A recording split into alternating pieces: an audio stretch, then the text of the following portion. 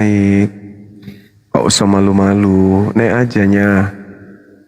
Tapi buka kamera ya, supaya saya tidak kayak Paulus, hanya mendengarkan suara, tapi tidak tahu siapa yang diajak bicara, kan gitu.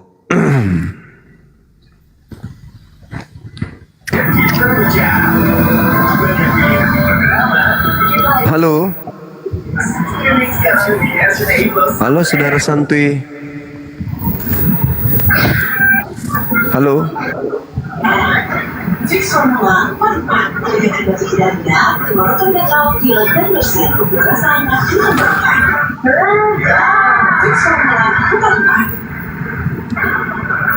Baik kali kau jadi orang.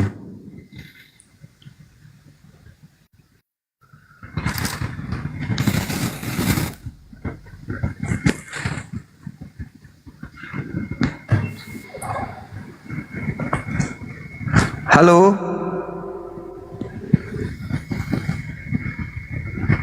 Langsung turun dia. Ketik di bawah 3 bagi teman-teman yang paten. Ketik 3 bang, biar kita tahu oh ini saudara kita Kristen. Halo saudara Pikris.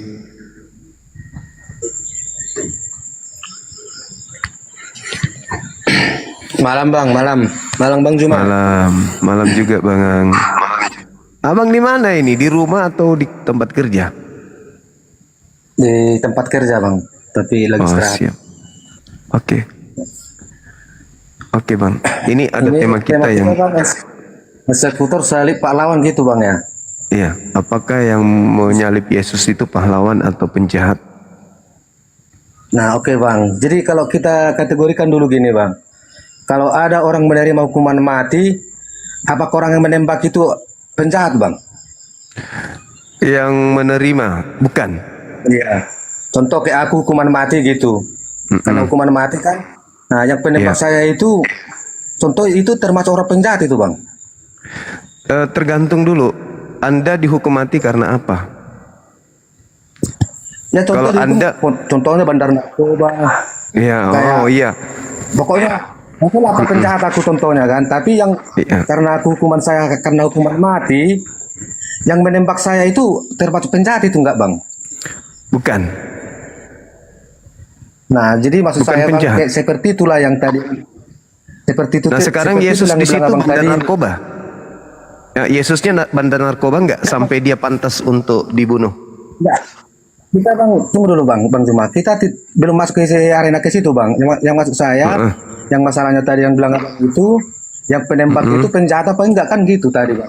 Nah, iya. Karena itu dia kan hukuman mati bang, karena keputusan pada zaman kerajaan waktu masa Tuhan Yesus kan gitu. Iya, sekarang kan ada dalilnya gini bang. Ulangan 21, 22. Apabila ada orang melakukan kejahatan yang sebanding dengan hukuman mati. Kan gitu. Lalu kau hukum mati dia, jangan kau biarkan mayatnya semalam-malaman di atas salib, sebab orang yang dikutuk oleh Elohim tidak boleh menyentuh tanah yang diwariskan kepadamu. Nah sekarang pertanyaannya, Anda membawa bandar narkobeng. Ketika bandar narkobeng dieksekusi mati, dia dibunuh supaya karena yang dibunuh ini pelaku kejahatan, maka pelaku pembunuhan itu bukan pelaku kejahatan, yang dibunuh inilah pelaku kejahatan. Nah sekarang pertanyaannya, kalau itu analogi yang Anda bangun, Yesus ini apa, bandar apa sampai dia harus dibunuh bang? Enggak, tadi bang abang bilang kan, tadi abang bilang yang membunuh itu kan, kita jangan dulu masuk istilahnya ke arena yang dibunuh, yang si pelaku kan gitu. Yang pertanyaan saya, yang membunuh Tuhan Yesus tadi yang dibilang abang itu kan pendapat abang itu kan penjahat gitu. Iya, karena yang dibunuh orang benar. Bandar narkobeng. Nah, tahu bang Juma itu orang benar. Jadi masalahnya tadi, kenapa bang bilang yang pembunuh itu dibilang penjahat gitu? Iya, karena dia yang kan dibunuh bukan istilahnya. Gini bang, tunggu dulu bang Juma. Ini kan dia pun membunuh, dia kan bukan karena apa namanya, bukan karena kenakalan ataupun anarkis gitu, karena dia kan perintah dari kerajaan kan gitu. Jadi makanya saya bilang tadi analoginya, apabila ada orang terjatuh hukuman mati, yang menembak itu penjahat apa enggak, itu ya pertanyaan saya sama abang. Tergantung yang dibunuh, Bang. Kalau yang dibunuh itu orang Enggak, benar, bukan yang dibunuh bang, bukan yang dibunuh bang. loh, kan Yang Anda ingin dibunuh. menilai, kan Anda ingin menilai pembunuh ini jahat atau tidak jahat. Tergantung yang dibunuh. Kalau yang dibunuh orang benar, penjahat. Kalau yang dibunuh penjahat, orang berarti dia bukan orang jahat, mereka adalah pahlawan. Sekarang Yesusnya yang jadi masalah. Yesus ini penjahat atau Yesus ini orang benar? Tadi kan udah abang mengakui kan bahwa Tuhan Yesus itu kan tidak bersalah disalibkan kan gitu. Berarti pembunuhnya? Nah, pembunuhnya kan, makanya saya bilang tadi, karena dia pembunuhnya itu, karena memang pada zaman itu dia harus menjatuhkan hukuman seperti itu, karena orang-orang sekitarnya itu tidak, bahwa Tuhan Yesus tidak apa namanya, tidak senang kedatangan Tuhan Yesus kepada zaman itu, makanya dia dipengaruhi orang-orang di situ, bahwasannya dia dituduh penjahat kan, kira seperti itu. Makanya dia waktu dia dibawa penyidangan, bahwa siapa namanya, kerajaan-kerajaan itu yang bilang bahwa dia tidak satu pun tidak dapat kesalahan yang diperbuat dia kan gitu. Berarti pengadilan memutuskan Yesus tidak bersalah. Iya, memang benar bang. Yesus tidak bersalah. Terus kenapa dibunuh? Nah, karena memang pada zaman itu dia tidak, kebenaran itu tidak, orang-orang begitu datang kebenaran itu, orang pada sekitar itu dia tidak senang gitu. Ya berarti yang dibunuh orang benar. Ya benar, memang benar orang benar yang dibunuh. Berarti pelaku pembunuhan ini apa? Ya, makanya saya bilang tadi kan, karena itu bang udah keputusan kerajaan pada zaman itu, dia kan yang membunuh pun bukannya dia sengaja, bilang tadi sengaja atau tidak sengaja gitu, memang dia harus perintah dari kerajaan kan gitu. Bukan perintah dari kerajaan itu, Bang. Itu desakan orang-orang yang iri dan cemburu, dan mereka melakukan kesaksian-kesaksian palsu dan tipu muslihat demi untuk memuaskan politik mereka terhadap Yesus. Itu bahkan justru itulah bang, asumsi-asumsi yang tidak menginginkan Tuhan Yesus datang ke dunia ini memberitakan yang kebenaran. Makanya dia dibilang tukang sihir, tukang ini, karena memang itulah pola pikir manusia pada saat itu gitu. Makanya dia dituduh sebagai penjahat gitu kan. Nah, padahal setelah diteliti dalam kesalahannya, bahwasanya dia itu tidak ada kesalahan gitu. Jadi kan yang dibilang Bang Juma tadi, yang saya bilang tadi sama Ibu Borsinaga itu, apa penjahat itu, yang dibunuh penjahat itu sebagai pahlawan kan gitu tadi yang dibilang Bang Juma. Iya, kan sudah diputuskan di pengadilan. Matius 27. Makanya saya bilang tadi sama Bang Juma, apabila ada perintah bahwasannya itu udah dihukuman mati, apa si pembunuh yang pelaku penembakan itu atau pelaku pembunuhan itu, tapi atas perintah raja gitu, apa dia itu penjahat apa enggak gitu? Itu yang saya tanya sama Bang Juma. Begini abang, Bukan tidak sesederhana itu, tidak sederhana itu, sesederhana itu kasus Yesus, Bang.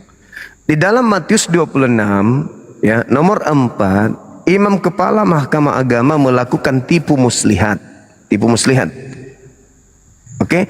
Nomor 59, mereka melakukan kesaksian palsu. Kemudian di Yohanes diterangkan bahwa Yudas berkhianat, menyerahkan Yesus untuk dibunuh, dan Yudasnya kerasukan setan. Jadi gini bang, di dalam Matius 27 nomor 18, pemerintah memutuskan bahwa mereka menyerahkan Yesus untuk dibunuh karena dengki. Berarti pembunuhan yang terjadi bukan karena Yesus itu bersalah, dan mereka tahu Yesus itu orang benar. Sekarang permasalahannya, ketika Yesus sudah diketahui orang benar tetapi tetap saja dibunuh, maka mereka yang menginginkan kematian terhadap Yesus pada zaman itu, pahlawankah untuk Kristen atau penjahat? Yang melakukan tipu muslihat ini, yang melakukan kemudian kesaksian-kesaksian palsu ini, termasuk iblis yang merasuki Yudas ini, itu pahlawan atau penjahat bagi Kristen? Itulah bang masalahnya. Maksudnya kan abang bilang tadi, yang pembunuh Tuhan Yesus itu pahlawan, penjahat kan dibilang abang tadi, bahwa si pembunuh itu penjahat apa enggak kan gitu, dibilang abang tadi. Iya. Nah, masalahnya kan makanya saya bilang sama abang tadi, karena dia membunuh Tuhan Yesus karena perintah. Jadi kalau dibilang penjahat, dia belum tentu dia penjahat, karena dia udah perintah dari atasan waktu pada Oke. itu gitu. Berarti yang melakukan tipu muslihat itu bukan kejahatan.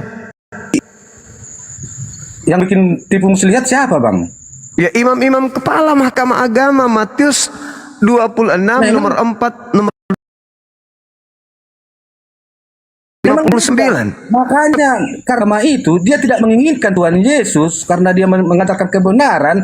Nanti kalau memang orang itu tidak menginginkan Tuhan Yesus, orang itu mencari masalah-masalah kepada Tuhan Yesus. Makanya dibilang ada tipu muslihat yang dibilang abang tadi itu. Iya, mereka membuat tipu muslihat untuk membunuh Yesus. Apa yang terjadi? Berhasil nggak tipu muslihatnya mereka buat ini? Ya, maksudnya bang, tipu muslihat itu gimana? Maksudnya abang kayak gimana tipu muslihat itu? Mereka yang tipu, gini loh bang. Gini bang, biar kita nggak apa bang, biar kita nggak lari dari tema abang. Kalau pada saat itu Tuhan Yesus mulai memberitakan kebenaran, kepala-kepala agama itu, istilahnya dia udah resah bang. Udah resah, ini nggak benar ini. Di apa semua masyarakat situ bahwasanya Tuhan Yesus tidak benar gitu. Karena dibikin mujizat, bikin ini, dibilang lasir, dibilang ini.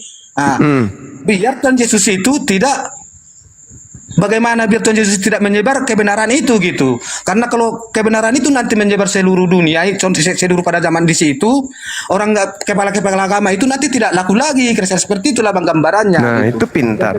Sekarang pertanyaannya, upaya-upaya ini menghasilkan pembunuhan terhadap Yesus.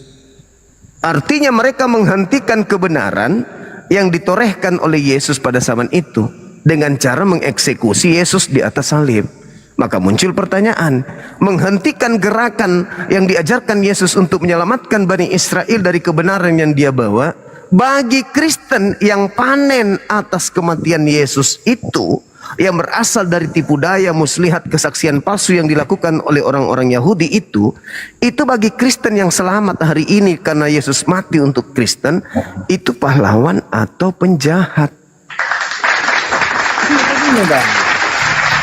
Sebelumnya bang, makanya kan tadi ada itu perjanjian lama, itu kan udah dinubuatkan bang apa yang terjadi sama Tuhan Yesus gitu, bahwa dia itu akan mati dia akan mati disalibkan dan diolok-olok, dia kan udah dibuatkan duluan bang. Di mana itu bang?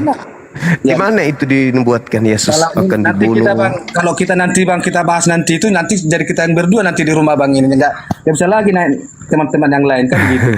Itu nggak ada bang, nggak ada nubuatan itu.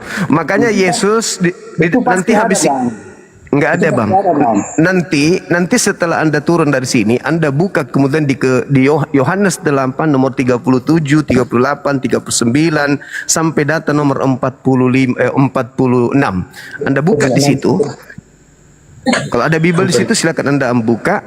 Di situ Yesus mengatakan, "Kenapa kamu ingin membunuhku? Karena kau tidak memperoleh firman di dalam dirimu." Kalau ada nubuatan untuk membunuh Yesus, berarti ada firman itu. Tapi Yesus mengatakan tidak ada firman di dalam dirimu sampai kamu ingin membunuhku. Berarti orang-orang yang ingin membunuh Yesus itu adalah orang yang tidak menjalankan firman. Firman yang ada bang, firman yang ada di dalam Keluaran 23 nomor 78, jangan kau membunuh orang yang benar. Jangan kau membunuh orang yang tidak bersalah. Sebab aku Tuhan tidak akan membenarkan orang yang bersalah. Sekarang pertanyaannya, ketika Anda berbicara mengenai nubuat, perintah Tuhan di dalam perjanjian lama, jangan membunuh orang yang benar, jangan membunuh orang yang tidak bersalah. Yesus tidak bersalah, Yesus orang benar. Boleh nggak dibunuh? Gini kan bang, pada saat itu kan bang, orang itu kan udah dilibatkan dia bahkan Mesias akan datang. Apa benar nggak ini yang datang kan kayak seperti itu bang? Contoh kayak gini bang, ada contohnya mangga gitu. Ini benar nggak mangga ini? Karena seperti itu bang, makanya dia disalibkan. Gitu. Tidak ada dalilnya Mesias mati untuk membunuh menebus dosa-dosa waris. Tidak ada, atau menyelamatkan orang-orang. Yang ada, jangan kau membunuh orang yang benar. Keluaran 23 nomor 7 nomor 8. Anda hanya mendengarkan khotbah gereja kayaknya. Sekarang permasalahannya, boleh tidak Yesus orang benar ini dibunuh? Keluaran berapa tadi bang? Keluaran 23. Nanti bisa nanti. Ya, silakan. Keluaran 23 nomor 1 nomor 2. Keluaran 23 nomor 7 nomor 8, Amsal 6 nomor 16. Satu-satu lah bang. Nah, oke, catat dulu pelan-pelan. Nah, keluaran tadi keluaran berapa tadi bang? Keluaran 23 nomor 1 nomor Sampai keluaran 23 nomor 1 sampai nomor berapa bang? sampai nomor 3. Keluaran 23 nomor 7 nomor 8. Oke bang. Nah, oke bang, biar aku pun nggak bisa lama-lama bang. Iya, Jadi silakan. begitu, Bang.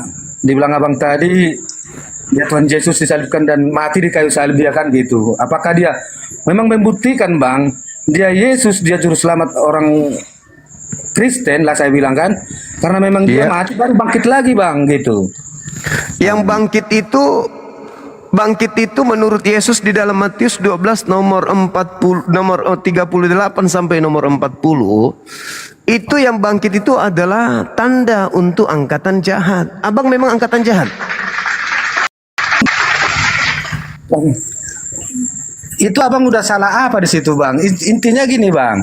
Loh, kok Yesus jadi saya yang salah? Itu dalilnya dong.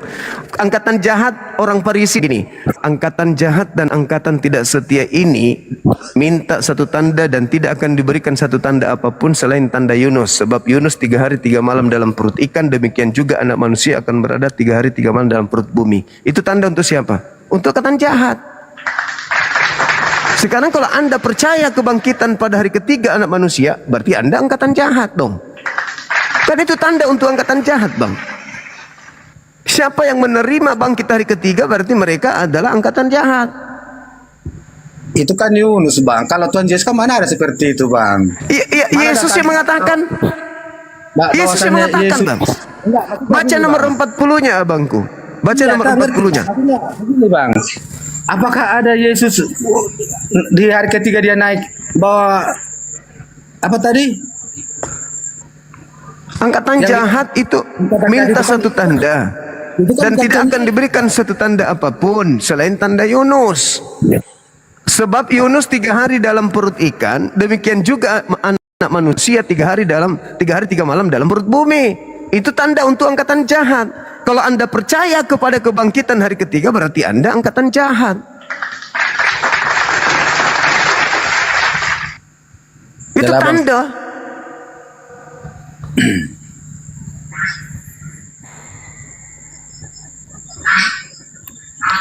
Oke lah Bang Jum. Oke, saudara. Oke, saudara Siregar. Iya, sehat. Salam kenal Bang ya. Ya, tetap sehat Bang ya. Sama-sama abangku. Sehat selalu. Saya keluar dulu sip. Bang ya. Baik. Kalau enggak turunkan lah Bang, mau nonton dulu Bang. Oke abangku, oke. Siap-siap. Sehat-sehat abang ya.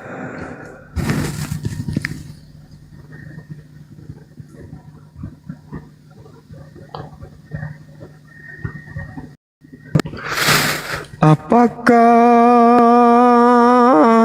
pembunuh Tuhanmu itu pahlawan? Ataukah pembunuh Tuhanmu